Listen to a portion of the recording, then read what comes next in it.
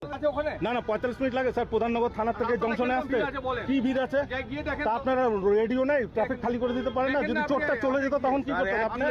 আপনি যে আমার নাম জিজ্ঞেস করছেন, আমরাও তো ড্রাইভার। আপনি তো 1 কিলোমিটার আমি আপনাকে 1 মিনিট ভাই, আমি আপনার স্যার 1 মিনিট দুজনকে ধরে আপনি পুলিশকে ডাকলেন। হ্যাঁ তো কে এই লোকটাকে আমাদের পুলিশকে হ্যান্ডওভার? আমরা জনসাধারণ, এরা হচ্ছে গিয়ে চোর, এরা দাদাগিরি করে, গুন্ডাগিরি।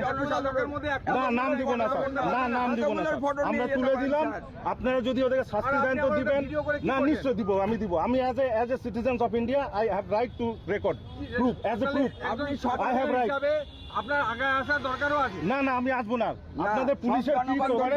না না স্যার, আমি এগুলো জানি আপনাদের পুলিশের কি, তারপরে আমি গিয়ে হাজিরা দিব কোর্টে, আমার অত সময় নেই। আইনটা কি আছে? না না ঠিক আছে, সে আইন, আরে স্যার আইন তো পুলিশই মানে না, আমরা কি মানবো? ঠিক আছে, হ্যাঁ করে নিন, ভিডিও করে নিন। আমি নাম বলবো না, আমরা একজন শিলিগুড়ির সাধারণ নাগরিক। শুনুন শুনুন, না আপনি পুলিশকে ডাকলেন। না না আপনার 45 মিনিট আছে প্রধাননগর থানার থেকে 1 কিলোমিটার রাস্তা আসতে, আপনি কি বলছেন?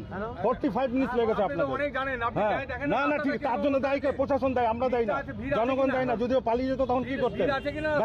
That's all.